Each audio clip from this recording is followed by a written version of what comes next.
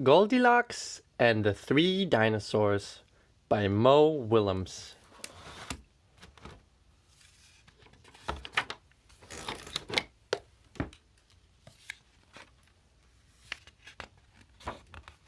Once upon a time, there were three dinosaurs. Papa Dinosaur, Mama Dinosaur, and some other dinosaur who happened to be visiting from Norway.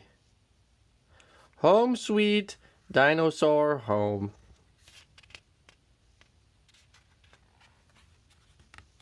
One day, for no particular reason, the three dinosaurs made up their beds, positioned their chairs just so, and cooked 3 bowls of delicious chocolate pudding at varying temperatures. MD, dinosaur from Norway, Papa Dinosaur. Norway, the gateway to Sweden. Pudding, chairs, beds, eat. Oh boy, said Papa Dinosaur in his loud booming voice. It is finally time to leave and go to the, someplace else. Yes, continued Mama Dinosaur. I sure hope no innocent little succulent child happens by our unlocked house while we are, someplace else. Har har, herk. The other dinosaur made a loud noise that sounded like a big evil laugh, but was probably just a polite Norwegian expression. The three dinosaurs went someplace else and were definitely not hiding in the woods, waiting for an unsuspecting kid to come by. Dum, dum, dum, dum.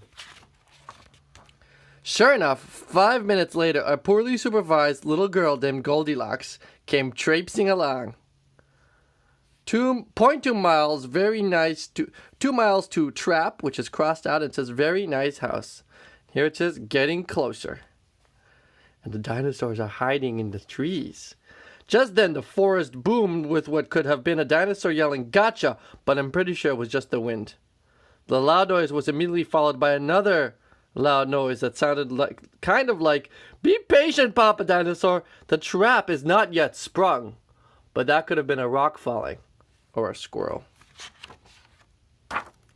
Either way, Goldilocks was not the type of little girl who listened to anyone or anything. For example, Goldilocks never listened to warnings about the dangers of barging into strange, enormous houses. As soon as Goldilocks came across a strange, enormous house, she barged right in. Welcome. Inside, Goldilocks immediately smelled the 3 bowls of delicious chocolate pudding. Said Goldilocks. That chocolate pudding smells delicious. If only I could get all the way up the top of that counter. Then Goldilocks noticed a very tall ladder that just happened to be there and certainly wasn't left on purpose. Goldilocks climbed up the ladder and found herself face to face with 3 gigantic bowls of chocolate pudding. The first bowl of chocolate pudding was too hot, but Goldilocks ate it all anyway because, hey, it's chocolate pudding, right? The second bowl of chocolate pudding was too cold, but who cares about temperature when you've got a big bowl of chocolate pudding? Not her. The third bowl of chocolate pudding was just right, but Goldilocks was on such a roll by now, she hardly noticed. She's swimming in pudding! Soon Goldilocks was stuffed like one of those delicious chocolate-filled little girl bonbons, which, by the way, are totally not the favorite thing in the whole world for hungry dinosaurs. Tired and groggy, Goldilocks noticed 3 chairs in the living room. So, she climbed down the ladder and walked out of the kitchen. The first chair was too tall. The second chair was too tall. But the third chair was too tall. Goldilocks wasn't going to climb that high just to sit in some chair, so she hiked over to the bedroom. When she got there, Goldilocks noticed that the beds were also gigantically big. What is going on around here, groaned the exhausted girl. The bears that live here must be nuts. Just then, the room filled with a loud, booming noise that was either a passing truck or a dinosaur gloating, a few more minutes and she'll be asleep. Delicious chocolate-filled little girl bonbons are yummier when they're rested. This one says, go asteroids, feel the boom. Even a little girl who never listens to anyone or anything had to hear that. Goldilocks took a minute longer to stop and think, which was longer than she was used to stopping and thinking. Home sweet dinosaur home. Hey, she told herself, this isn't some bear's house. This is some dinosaur's house. And